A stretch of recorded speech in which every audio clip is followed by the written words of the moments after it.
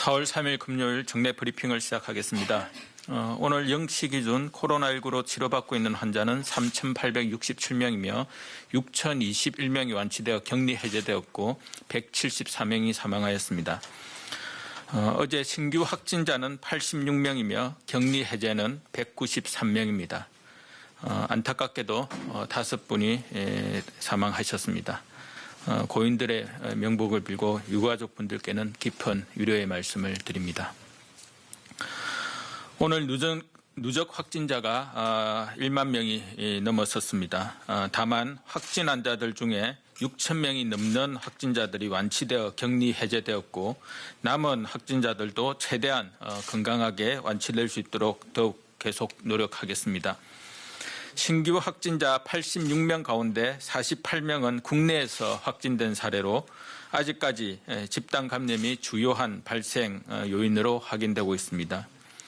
해외 유입 신규 사례는 총 38건으로 검역 단계에서 확진된 사례가 22건, 지역사회 확진 사례가 16건입니다. 이 중 2명을 제외한 36명이 모두 우리 국민입니다. 오늘 국무총리 주재로 열린 중대본 회의에서는 해외 입국자 현황, 온라인 계약 준비 사항 등을 보고받고 논의하였습니다. 정세균 총리는 모든 해외 입국자에 대해 자가격리를 의무화한 지 이틀째로 공항에 직원들을 배정해서 해당 지역 입국자들을 안내하는 등 지역사회 안전을 위해 적극적으로 나서주고 있는 여러 지자체들의 노력에 깊이 감사를 드렸습니다. 자가격리 의무화 이전에 입국한 분들에 대해서도 전담 공무원 지정을 통한 관리 등 지자체의 적극적인 대응을 주문하였습니다. 한편 유치원 어린이집 등의 휴업이 길어지면서 긴급 돌봄을 이용하는 학부모님들이 늘고 있는데 안전한 돌봄 환경 조성을 위해 선생님과 종사자분들의 건강 체크, 출입자 통제, 정기적 방역 등 세심한 관리를 해줄 것을 당부하였습니다. 먼저 이탈리아 교민의 2차 입국과 검역 진행 사항에 대해 설명드리겠습니다. 이탈리아 로마와 밀라노에서 2차로 임시 항공편에 탑승한 우리 국민과 그 가족 총 205명이 어제 16시 30분에 인천공항에 도착하였습니다.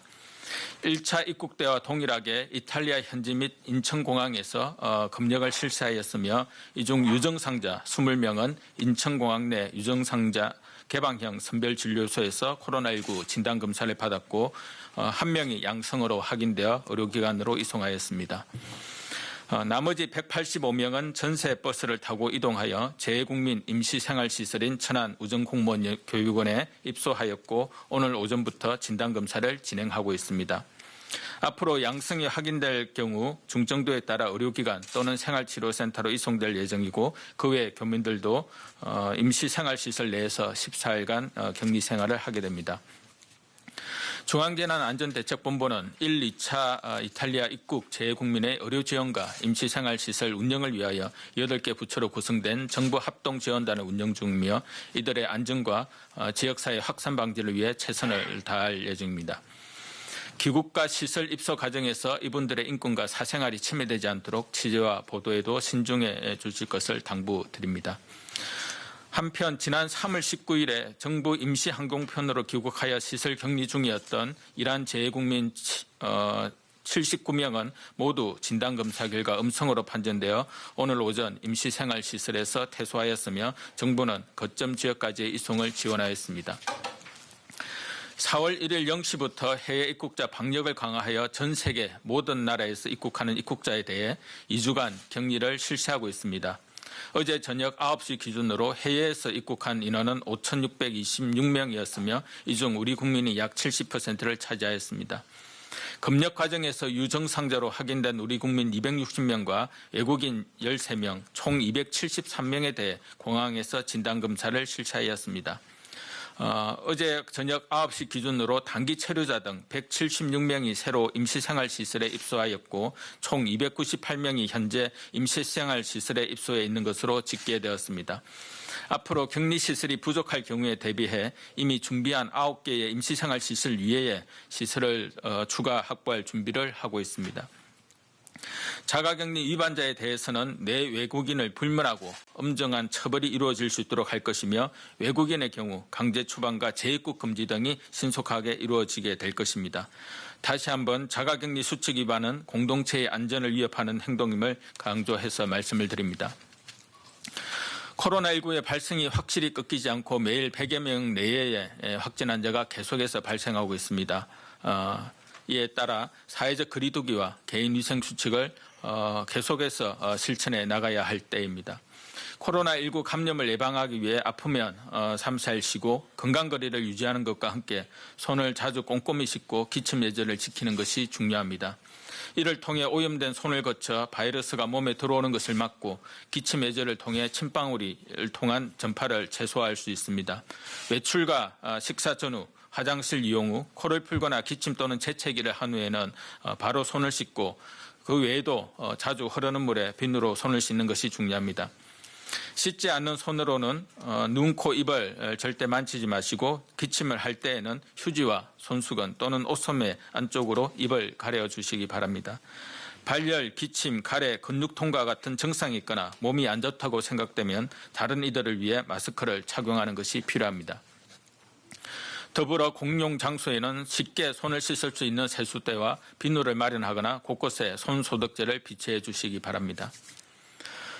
내일부터 주말이고 날씨도 따뜻해지면서 야외 활동이나 모임을 계획하고 있는 분들이 있을 수 있습니다. 하지만 아직은 코로나19의 확산을 막기 위해 모두가 노력해야 할 시기입니다. 밀폐된 공간에서 여러 사람이 밀집하는 모임이나 행동은 자제해 주시기 바랍니다. 코로나19 바이러스는 주로 침방울을 통해 전염되는 것으로 알려져 있고 사람과 사람 사이에 물리적 거리를 유지하는 것이 매우 중요합니다. 특히 수도권의 확진 환자 발생이 줄어들지 않고 있고 집단 감염이 계속 반복되어 있어 인구 밀도가 높은 수도권에 계시는 분들의 각별한 주의가 필요합니다. 사회적 거리두기의 성과는 혼자만의 노력으로 결코 달성할 수 없고 모두가 함께 참여해야 하는 일임을 유념해 주시면 감사하겠습니다. 지금까지 성숙한 시민의식을 보여주고 계신 국민 여러분들께 깊은 감사의 말씀을 드리고 서로를 위로하고 조금 더 힘을 내 사회적 거리두기에 적극적으로 참여해 주실 것을 요청드립니다. 지금까지처럼 국민들께서 방역당국과 힘을 합쳐 함께 노력해 나간다면 대한민국은 코로나19의 위기를 분명 극복할 수 있을 것입니다. 네, 감사합니다. 네, 지금부터 질의응답 시간을 가지겠습니다. 배석자분들은 단상 위로 올라와 주시기 바랍니다. 우선 오늘 긴급재난지원금과 관련해서는 현재 별도 브리핑이 진행되고 있어서 답변이 어렵다는 점 먼저 말씀드립니다.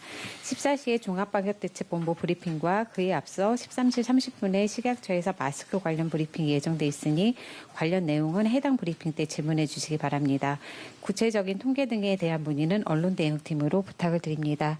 현재 브리핑은 고강도 사회적 거리두기 실천을 위해 온라인으로 진행되고 있습니다. 온라인으로 기자님들이 전달한 질문에 대해서 답하는 형태로 진행됩니다. 먼저 보건복지부 출입기자단 사전 질의를 먼저 말씀드리도록 하겠습니다. 사전 질의 첫 번째 질문입니다. 총리께서 입국자 전원 자가격리 시행 이후에는 해외 입국자가 줄어들 것이라고 말씀하셨는데 실제로 효과가 났는지 말씀 부탁드립니다. 네, 저희가 모든 해외 입국자들에 대한 기본적인 검역 강화, 그다음에 자가격리, 시설격리에 대한 대책을 4월 1일부터 시행을 하였습니다. 오늘이 4월 3일이고 지금 현재 이틀이 이제 지난 상황입니다. 아직까지는 입국 규모 추이를 평가하기에는 조금 이런 측면이 있습니다.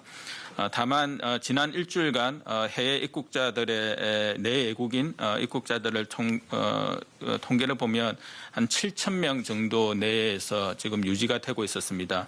근데 이제 3월 28일 같은 경우는 8,700명까지 늘었고요.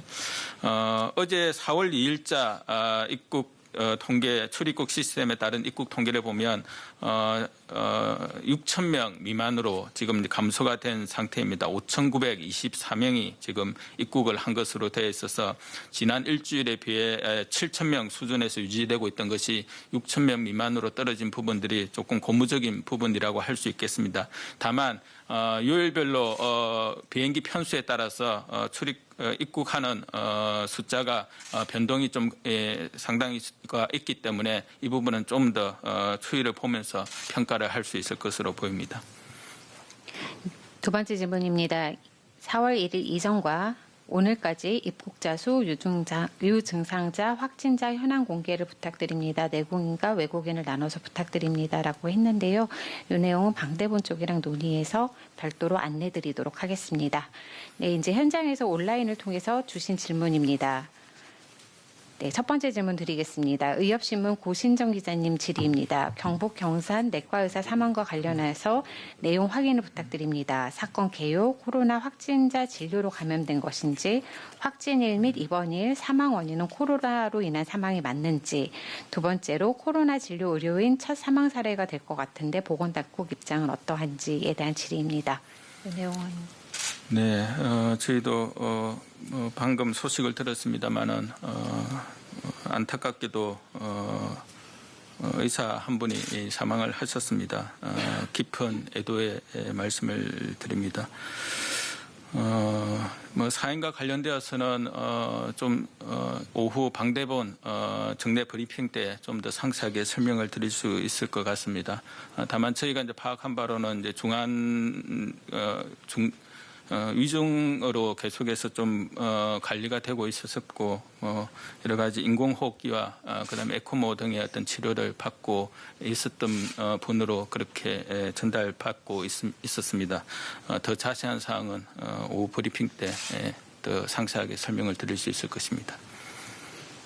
네, 두 번째 질의 드리겠습니다.